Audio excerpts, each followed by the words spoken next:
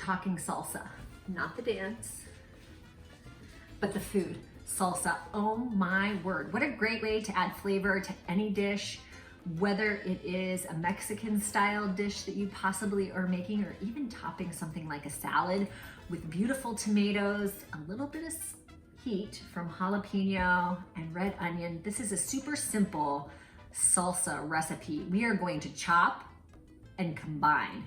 Follow along.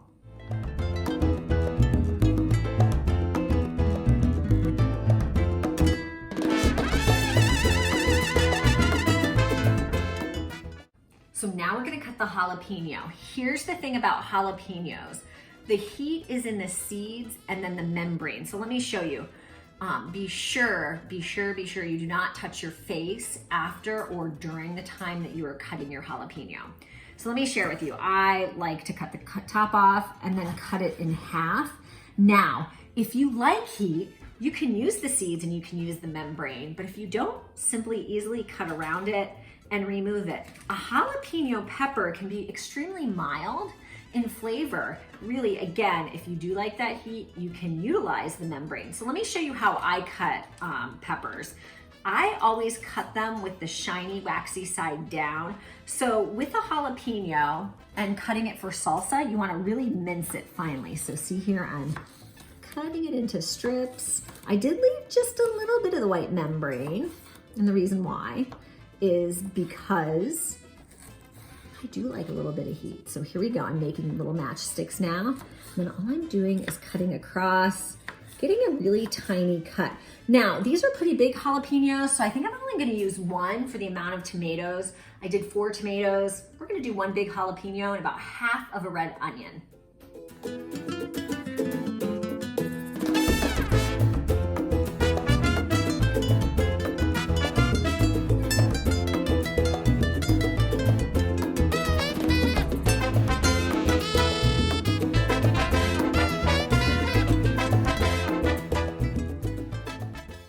Now that we have all of our vegetables chopped, it's time to assemble. Now the beauty again is I love my best kitchen utensils in the kitchen are my hands. So here we go. The tomato, the jalapeno, the red onion, in the bowl it goes. We are going to then just add a little bit of acid. Now, the acid, you can actually use anything that you have that's related in the acid family, whether it be lime juice, maybe a little bit of lemon juice. I just so happen to have a little bit of red wine vinegar, and I like the flavor of red wine vinegar in my salsa. So here we go. Do you know what else we need to add before we do that? Oh, and I just wiped off my hands on this handy dandy towel behind me. Here we go, garlic. Now, a half a teaspoon equals 1 clove of garlic.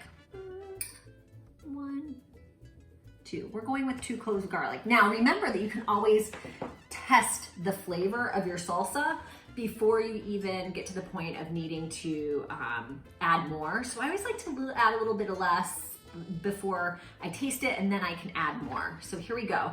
The thing about the acid is it's generally a splash or 2, just enough to give it really a nice flavor. You'll notice that I have chosen not to add cilantro to this salsa, but by all means you can.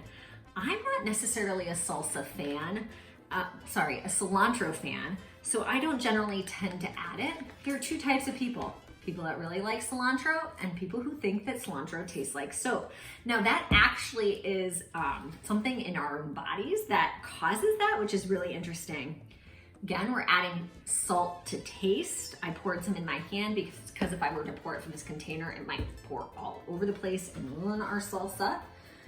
So the last thing we need to do is give it a good zhuzh. We're gonna mix this up, get all of that acid and the garlic mixed in. We're going to move around the onions and the tomatoes and the jalapenos so that when you get a bite, that you're getting all of those wonderful flavors married together. Now, of course, the next thing we need to do is go grab a bag of chips and taste it.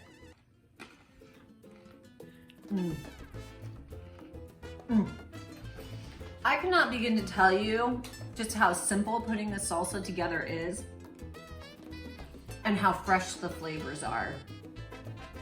is absolutely divine.